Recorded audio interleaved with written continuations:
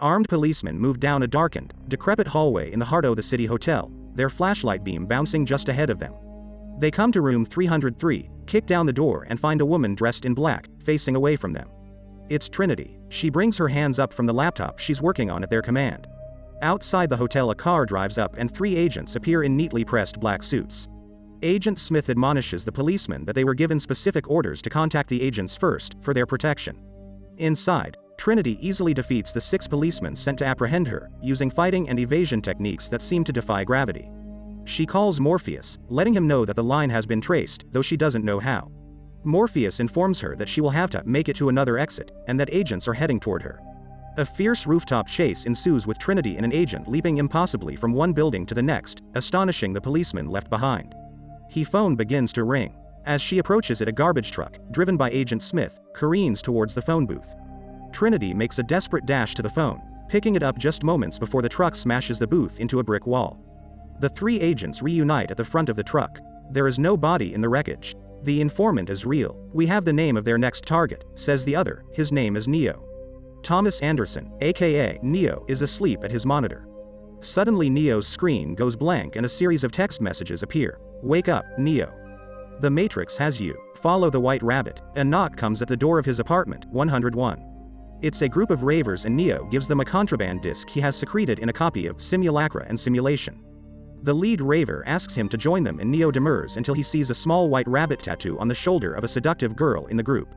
Trinity approaches a rave bar and introduces herself with Neo. She tells him that he is in great danger, that they are watching him and that she knows that he is searching for answers, particularly to the most important question of all. What is the Matrix? At his job at Metacortex, Neo receives a delivery as Thomas Anderson. Opening the package he finds a cell phone which immediately rings. On the other end is Morpheus, who informs Neo that they've both run out of time and that they are coming for him. Morpheus tells him to slowly look up, toward the elevator. Agents Smith and Jones are looking for in his office. Morpheus instructs him to get on a scaffolding and take it to the roof. Neo rejects Morpheus' advice, allowing himself to be taken by the agents. In an interrogation room, the agents confront Neo. They've had their eye on him for some time. They asked him to help in catching Morpheus, which he rejected immediately. Neo gives them the finger and asks for his phone call. After this, Neo finds that his lips have fused together. Panicked, he is thrown on the interrogation table by the agents and they implant a shrimp-like probe, a bug, in his stomach, entering through his navel. Neo awakens with a start in his own bed, assuming it has all been a bad dream. His phone rings and Morpheus is on the other line. He tells Neo that the line is tapped but they've underestimated his importance. Morpheus tells Neo he is the one and to meet him at the Adams Street Bridge. There he is picked up by Trinity and 2 others in a car. Trinity tells him to take off his shirt and she uses a device to remove the probe. Trinity drops the bug out into the road where it slowly goes dark in the rain. Trinity takes Neo to Morpheus and introduces himself. Then he explains to Neo that they are living in virtual world created by artificial intelligence and the year is not 1999, it's a 2199. Morpheus holds out 2 pills, red and blue. Red is for the real world and blue is for living in simulation. Neo chose red pill and eat it. After this the silver begins to creep over his skin, and he awakens inside a pinkish-purple embryonic pod. He is hairless and naked, with thick black tubes snaking down his throat, plugged into the back of his skull, his spine, and invading most of the rest of his body. Then a menacing, hovering nurse robot grabs him by the throat. The cable inserted into the base of his skull suddenly detaches. Neo finds himself surrounded by Morpheus's crew again, but they are dressed differently, in simple knit garments.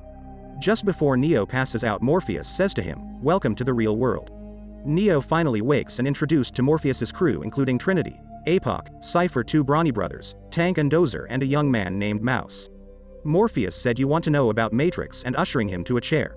A long probe is inserted into the socket at the back of Neo's skull. Neo wakes in a world of all white. He is in the construct, a loading platform, that Morpheus and his team use to prepare newly freed humans to deal with the Matrix world. Morpheus tells him that what he is experiencing of himself is that residual self-image, the mental projection of your digital self, and bids him to sit while he explains the truth. Morpheus then shows Neo the world as it truly exists today, a scarred, desolate emptiness with charred, abandoned buildings, black earth, and a shrouded sky. Instead, the machines turn to humans as a power source, enslaving them like Neo had been before he was freed. Neo rejects this information so feverishly that he demands release from the construct. He is back in the chair on the hovercraft. The next day, Tank fed a series of martial arts techniques including Kempo, Taekwondo, drunken boxing and Kung Fu in Neo's system. They fight with Neo impressively attacking but Morpheus easily parrying and subduing him. Morpheus ends up kicking Neo into a beam, explaining to him that and said you were better than this. Finally Neo rings a punch near his teacher's face. A jump program is loaded. Both men now stand on one of several tall buildings in a normal city skyline. Morpheus tells Neo he must free his mind and leaps easily but impossibly from one building to the next. Neo nervously tries to follow him and doesn't make the jump, falling to the pavement below. Neo wakes back in the Nebuchadnezzar with blood in his mouth. I thought it wasn't real, he says. Your mind makes it real, replies Morpheus. So, if you die in the Matrix, you die here. Morpheus and Neo are walking down a standard city street in what appears to be the Matrix. Neo notices a stunning girl in a red dress and asks Neo to look at the girl again. Neo turns to face Agent Smith, pointing a gun straight at his head. Neo asks what the agents are. Morpheus tells him that they are for the Matrix security, meaning that they can take over anyone in the Matrix program. Morpheus is certain that because the agents live in a world of rules that they can never be as strong, never be as fast as he can be. Then Morpheus gets a phone call. We've got trouble, Cypher says on the other line. Hey, set the ship down in a huge sewer system and turn off the power. Tank stands at the ready switch of an EMP, electromagnetic pulse, the only weapon man has against the machines in the real world. Cypher is now in a fancy restaurant with Agent Smith in the Matrix. Agent Smith asks if he will help them to take down Morpheus, he will live freely. Morpheus, Trinity, Neo, APOC, Switch, Mouse and Cypher are jacked into the Matrix. As they walk out of a warehouse, Cypher secretly throws his cell phone into the garbage. On the car ride to the Oracle, he enters the apartment of the Oracle. Inside are the other potentials, a mother figure and numerous children. Nay, bald child is bending spoons. He gives one spoon to Neo and says imagine there is no spoon. EO bends the spoon as he's called in to see the Oracle. The Oracle is baking cookies. She sizes Neo up and asks him whether he thinks he is the one. She tells Neo that either he or Morpheus will die, and that Neo will have the power to choose which one it will be. As the crew returns to their jackpoint, notices something odd. Neo, walking up the stairs, sees what appears to be the same cat cross a room twice. Deja vu, he says, which gets the attention of Trinity and Morpheus. Deja vu, they explain to him, is a glitch in the Matrix. Back on the Nebuchadnezzar, the real Mouse spurts blood from his mouth and dies in the chair. Agents arrive on the floor they're on, finding a coat that Cypher has left behind. Meanwhile, the crew is climbing down the plumbing of the wet wall. As the police approach, Cypher sneezes, once more giving them away. The police open fire. The crew, including Neo, begin to fire back. A fierce battle between Agent Smith and Morpheus ends with Morpheus face down on the tile. Agent Smith sends the police unit in to beat him with their batons. Cypher returns to the Nebuchadnezzar before Trinity, Neo, Switch and APOC. As Tank attempts to bring the others back, Cypher attacks him from behind with an electronic weapon. Dozer attempts to tackle Cypher, but Cypher electrocutes him as well. Cypher pulls the plug out of the back of APOC's head, and APOC falls down dead in the Matrix. Cypher moves on to Neo's supine form, saying that if Neo is the one, a miracle will prevent Cypher from killing him. Tank still alive and rise Cypher with the electrical device. Tank brings Trinity back and she finds out that Dozer is dead. Meanwhile, Agent Smith, a tray of torture instruments near him, marvels at the beauty of the Matrix as he gazes out at the city all around them. He informs Morpheus, who is tied to a chair, that the first Matrix was designed as a utopia, engineered to make everyone happy, but it was a disaster. The perfect world was a dream that your primitive cerebrum kept trying to wake up from. Which is why the Matrix was redesigned. Back on the hovercraft, Tank realizes that they're trying to get the codes to the mainframes of Zion's computers. Tank says their only choice is to unplug Morpheus, effectively killing him. Neo is about to enter the Matrix to rescue Morpheus, but the Oracle warns him that he must choose between himself and Morpheus' life. Despite their reservations, they give Neo a chance and Trinity insists on joining him. During the loading program, Neo informs Tank that they would need guns, lots of guns. Trinity warns that this is unprecedented behavior. That's why it'll work, Neo explains. Smith urges the other agents to leave him alone with Morpheus. He removes his earpiece to avoid surveillance and expresses his dislike for the world to Morpheus. To be free, he must finish his assignment, which requires Morpheus to provide him with the necessary codes.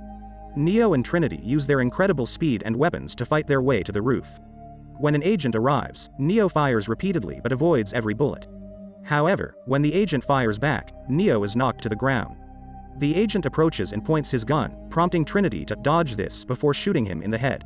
Neo is asked to explain how he moved so quickly, as they do. Neo and Trinity use the tactical team's chopper to fly to the side of the building and grab Morpheus. Neo attempts to reveal the truth to Morpheus after they escape the carnage. The Oracle Neo says, "She told me." Tank finds a hard line at the metro station, where Morpheus and Trinity escape moments as Agent Smith arrives and destroys the phone, preventing Neo from following them. "Run Neo run," Trinity whispers, but Neo stays. For the first time in history, a human holds his own against an agent. During their fight, Neo escapes Smith and is hit by an approaching subway. The agent exits the underground to resume his pursuit. Neo flees as agents replace civilians around him.